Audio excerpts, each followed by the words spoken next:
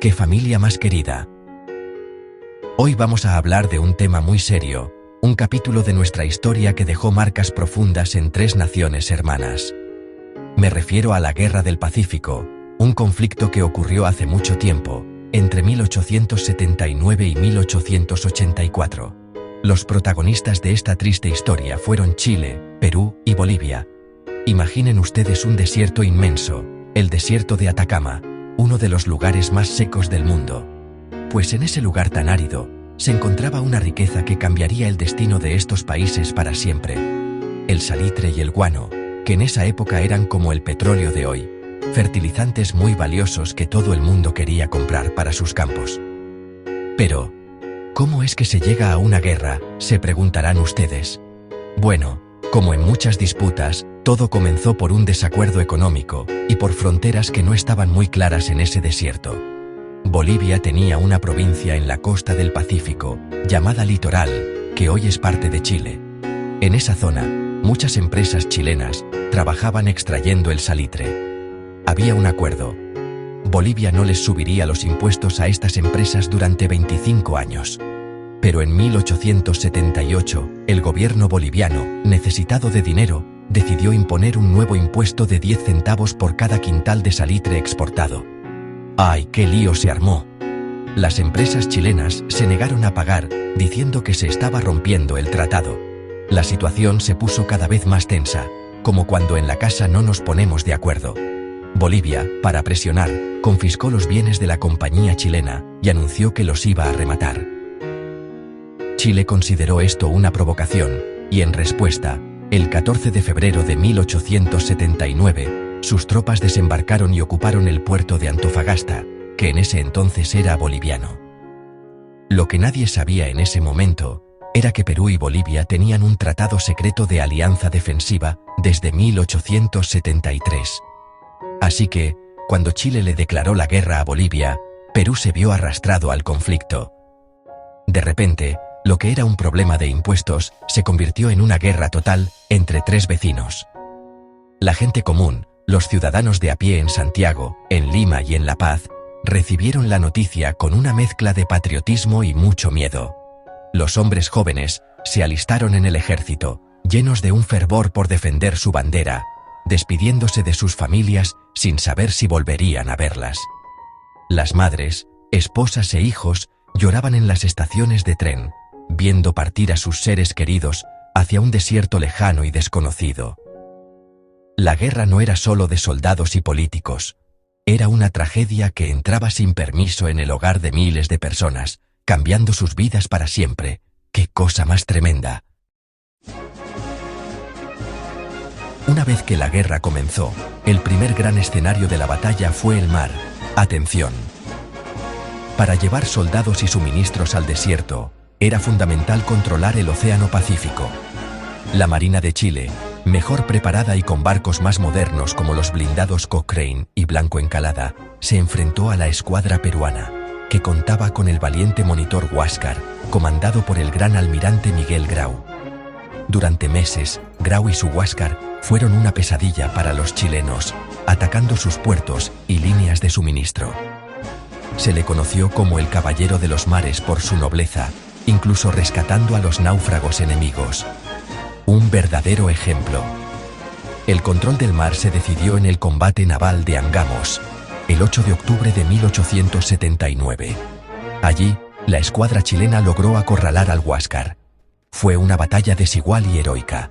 Miguel Grau murió en combate, convirtiéndose en el máximo héroe de la historia del Perú. Con la captura del Huáscar, Chile obtuvo el dominio total del mar. Esto fue decisivo, porque ahora podía mover su ejército por la costa sin problemas y comenzar la campaña terrestre. Imaginen que el mar era la gran autopista de la guerra. Y Chile se había quedado con todas las llaves. Ahora, la lucha se trasladaría a la arena y las rocas del desierto. Con el camino libre, el ejército chileno desembarcó en Pisagua, en territorio peruano, dando inicio a la campaña terrestre. Se libraron batallas muy duras en el desierto, en lugares como San Francisco, y especialmente en Tarapacá. Aunque en Tarapacá los aliados peruano-bolivianos lograron una victoria táctica, El desgaste fue tan grande que tuvieron que retirarse, dejando la rica provincia salitrera en manos chilenas. La guerra en el desierto era terrible. El sol quemaba durante el día, las noches eran heladas y el agua era más valiosa que el oro. Los soldados de los tres países sufrieron muchísimo en esas condiciones inhumanas. Más al sur, la batalla de Tacna, también conocida como la Batalla del Alto de la Alianza, en mayo de 1880, fue otro momento crucial. Fue una de las batallas más grandes y sangrientas de la guerra. El ejército chileno, mejor equipado y organizado, logró una victoria decisiva sobre las fuerzas combinadas de Perú y Bolivia. Después de esta derrota, el ejército de Bolivia se retiró de la guerra para no volver a combatir, concentrándose en defender su altiplano. Perú se quedó solo para enfrentar la invasión. Unos días después, en la batalla de Arica, un pequeño grupo de soldados peruanos liderados por el coronel Francisco Bolognesi defendió el Morro de Arica hasta el final, una historia de valentía que se recuerda hasta hoy. Con el sur del Perú ocupado y el ejército boliviano fuera de combate, Chile decidió llevar la guerra hasta la capital peruana para forzar la paz. ¡Qué momento tan difícil! A principios de 1881, las tropas chilenas avanzaron hacia Lima. Se libraron dos batallas terribles en las afueras de la ciudad. Media Group, Historic Battlefield Images. San Juan Chorrillos, Miraflores Battlefields Perú, War of the Pacific Battle, Photos You Stock Distribute Equally, la batalla de San Juan y Chorrillos, y la batalla de Miraflores. La defensa de Lima fue desesperada. Incluso civiles, gente común, tomaron las armas para defender su ciudad. Pero el ejército chileno era más fuerte, y tras vencer la resistencia, ocupó Lima en enero de 1881. La guerra parecía haber terminado, pero la paz todavía estaba muy lejos. La ocupación de Lima duró más de 2 años. Fue un periodo muy duro y humillante para el pueblo peruano. Mientras tanto, en las montañas de la Sierra Peruana, la resistencia no se rindió. Un general llamado Andrés Avelino Cáceres, conocido como el Brujo de los Andes, organizó una guerra de guerrillas con campesinos y montañeros. Con tácticas ingeniosas y un conocimiento profundo del terreno, Cáceres y sus montoneras mantuvieron en jaque al ejército chileno, demostrando una resistencia increíble. Esta fase de la guerra, la campaña de la Breña, mostró el profundo amor del pueblo peruano por su tierra y su inquebrantable deseo de no rendirse. Finalmente, el desgaste de la guerra era inmenso para todos. En Chile, la gente también quería que terminara el conflicto y que sus soldados volvieran a casa. En Perú, después de muchas luchas internas, se formó un gobierno dispuesto a negociar la paz. Así se llegó a la firma del Tratado de Ancón, en octubre de 1883, entre Chile y Perú. Este tratado puso fin a la guerra de manera oficial. Fue un momento solemne y muy triste para el Perú, pues las condiciones eran muy duras.